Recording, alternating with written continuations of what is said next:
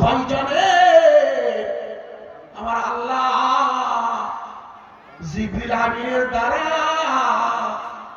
দুনিয়ার জমিনে কুরআন আনতেন ওই কায়দায়, যেহেতু এর আগে যত কিতাব এসেছে সমস্ত কিতাবগুলো পরিবর্তন হয়ে গেছে। এর আগে কত কিতাব এসেছে সবাই আপনারা জানেন। এর আগে মোট কিতাব এসেছে 3খানা বড় কিতাব আর 100টি ছোট কিতাব। এই 3টি বড় কিতাবের একটুখানি আমি বলে দিলে বোঝানো যাবে না। 3টি বড় কিতাবের প্রথম কিতাবটার নাম হচ্ছে জাবুর। নবী হলেন দাউদ আলাইহিস সালাতু ওয়াস সালাম, আর ভাষা হলো হিব্রু। মনে রাখুন, কিতাবের নাম জাবুর, নবী হলেন দাউদ আলাইহিস সালাতু ওয়াস সালাম, আর ভাষা হলো হিব্রু। আপনাদের মনে নেই?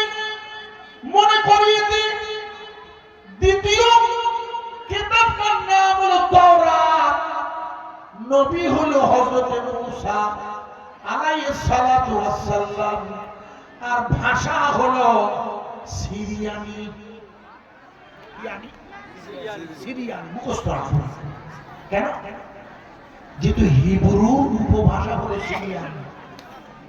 আর আপনারা সবাই জানেন তাওরাতটাকে ইহুদিরা, যাদের সাথে এখন মধ্যপ্রাচ্যে লড়াই চলছে, তাওরাতটাকে ইহুদিরা নাম দিয়েছে পরিবর্তনের মধ্য দিয়ে তোরা।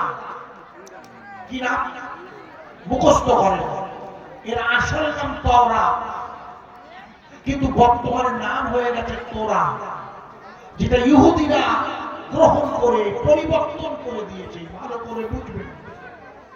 তৃতীয় কিতাবটার নাম ইনজিল, নবী হলো হযরত ঈসা আলাইহিস সালাতু ওয়াস সালাম। মনে করে দেখুন, কিতাবের নাম ইনজিল, ভাষার নাম হলো তিবিয়ানি, আর নবী হলো ঈসা রূহুল্লাহ।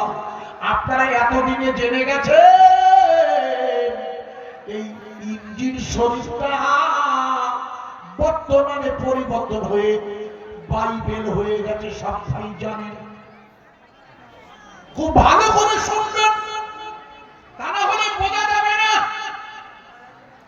এর আগে যত কিতাব এসেছে আল্লাহ নবীদের ডেকেছেন, হে নবী মূসা আপনি নবী হবেন, এই নিন কিতাব। কিন্তু আল্লাহর নবীর ব্যাপারটা নিশ্চয়ই আপনারা সম্পূর্ণ আলাদা দেখতে পাবেন। আল্লাহর নবীর কাছে কুরআন এসেছে 22 বছর 6 মাস 14 দিন ধরে। কেউ বলেছেন 22 বছর 8 মাস 23 দিন। তার মানে হলো কুরআন আসা বন্ধ হয়েছে, আর আল্লাহ রাসূল অসুস্থ হয়ে পর্দা নেবার জন্য উনি তৈরি হচ্ছেন। মনে করে দেখুন। প্রিয় ভাই সব ভালো করে বুঝবেন। আমি বোঝানোর জন্য 2 লাইন পিছিয়ে যাচ্ছি, তাহলে মাথায় ঢুকবে না।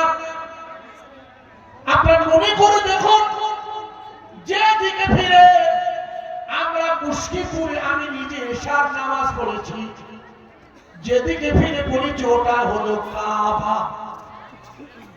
আপনারা আমার সাথে একমত হবেন, এই যে বর্তমান কাবা শরীফের দিকে ফিরে কাবা কাবা কাবা কাবা, ওয়াজ যেন ভুলে যাবে না, ঠিক ধরিয়ে দেব। কাবা কাবা কাবা কাবা, কাবা আছে মক্কা, আর কাবা খানি কাবা হলো দয়ার নবীর ওসিলায়। জোরে বলা যাবে না সুবহানাল্লাহ। মনে করে দেখুন, আপনারা সবাই জানেন নূহ নবীর জমানার প্লাবনে আল্লাহর কাবা শরীফ, যেটা আদম নবী বানিয়েছিল, ওটা ভেঙে দিয়েছিল। মনে করে দেখুন, নূহ নবীর জমানায় যে প্লাবন হয়েছিল, সেই প্লাবনে আল্লাহর কাবা ভেঙে গেছে। মনে করে দেখুন, ঐতিহাসিকরা বলেছেন নূহ নবীর কবর ভারতবর্ষের হরিয়ানায় নূহ শহরে আবিষ্কার হয়েছে। ওখানে একটা কবর পাওয়া গেছে, বেদে লেখা আছে, যদি আপনার কখনো সুযোগ হয় পড়ে নেবেন। বেদে লেখা আছে নোয়া নামা পারা নামা সারা নামা ব্রহ্মা। এই পৃথিবীর জমিনে একজন নবী এসেছে যার নাম নোয়া, যিনি তার অনুসারীদের নৌকায় করে বাঁচিয়েছেন। এই জন্য হরিয়ানা, মনে করুন হরিয়ানা নূহ শহরে যে কবরটা পাওয়া গেছে না, ওই কবরের উপর লেখা আছে কিস্তিওয়ালা নবীর কবর। বিজ্ঞানীরা ব্যাখ্যা করে বলেছেন এই কিস্তিওয়ালা নবী হলো হযরত নবী নূহ আলাইহিস সালাতু ওয়াস সালাম। বেদের মধ্যে কিন্তু ওনার নাম লেখা আছে নোয়া। ভালো করে বুঝবেন, আমরা যাকে জাতির পিতা জানি, আমাদের জাতির পিতা হচ্ছে ইব্রাহিম আলাইহিস সালাতু ওয়াস সালাম। এটা আপনারা নিশ্চয়ই জানেন। এবং ইহুদিরা, খ্রিস্টানরা ইব্রাহিম নবীকে আব্রাহাম বলে। মনে করে দেখুন, আব্রাহাম বলে বলে সৌদি আরবের সাথে ইসরায়েলের চুক্তি হচ্ছিল গত 2 বছর আগে। আব্রাহাম চুক্তি, মনে করে দেখুন। ওরা ইব্রাহিম নবীকে ওরা ইব্রাহিম নবীকে আব্রাহাম বলে। আর বেদে ওনার নাম ইব্রানামা পারানামা সারানামা ব্রহ্মা।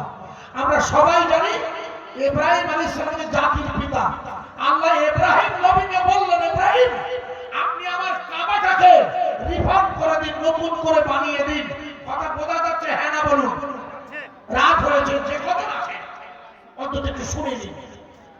ইব্রাহিম আলাইহিস সালামকে আল্লাহ বললেন, আপনি আমার কাবাটাকে নতুন করে বানিয়ে দিন, যেহেতু এটা ভেঙে গেছে। উনি কি করেছিলেন মনে করে দেখুন। কাবা বানানোর জন্য আপনারা হজ মুবারকে গেছেন জানি না, ওখানটা পাথর আছে দেখেছেন, মাকামে ইব্রাহিম বলা হয়। মাকামে ইব্রাহিম মুসাল্লা দেখেছেন?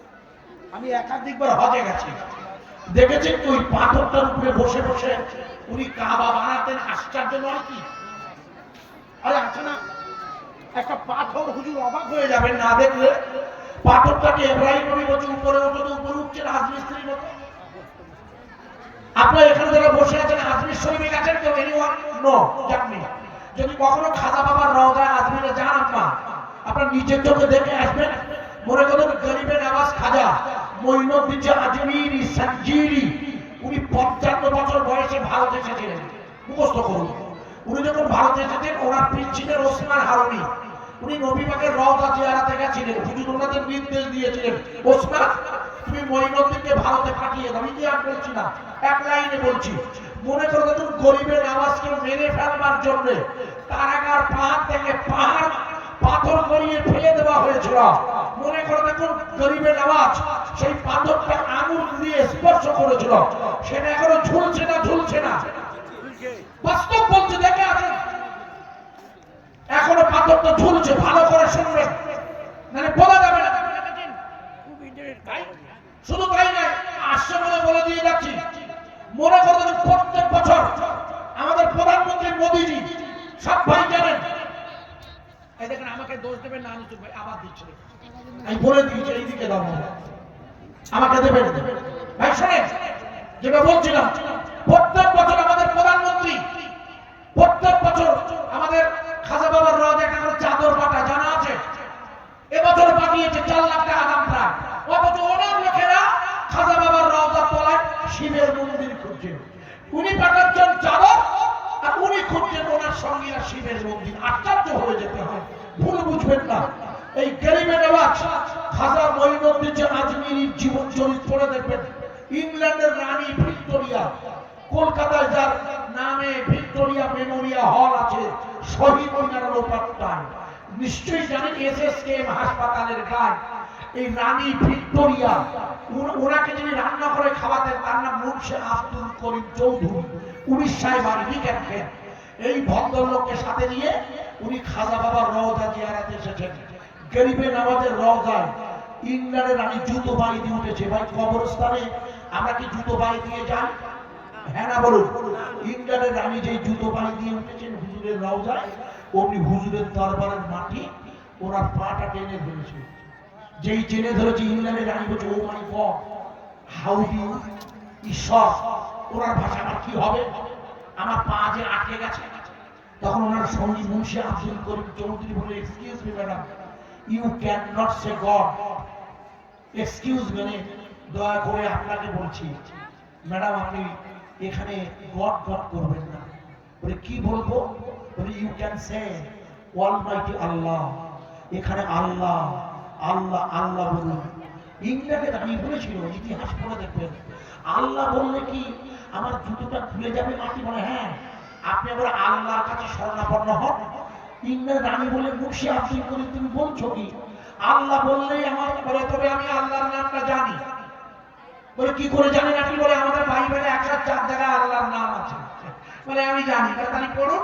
উনি বলেছিলেন, ও মাই আল্লাহ টু ফরগিভেন মি, ও আমার আল্লাহ আপনি আমাকে ক্ষমা করে দিন। ইতিহাস খুলে দেখো, ইংল্যান্ডের রানীর পা মাটিটা ছেড়ে দিয়েছিল।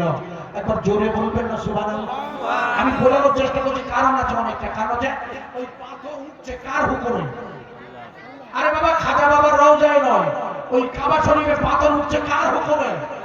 মনে করে দেখুন, ভালো করে শুনে নিন।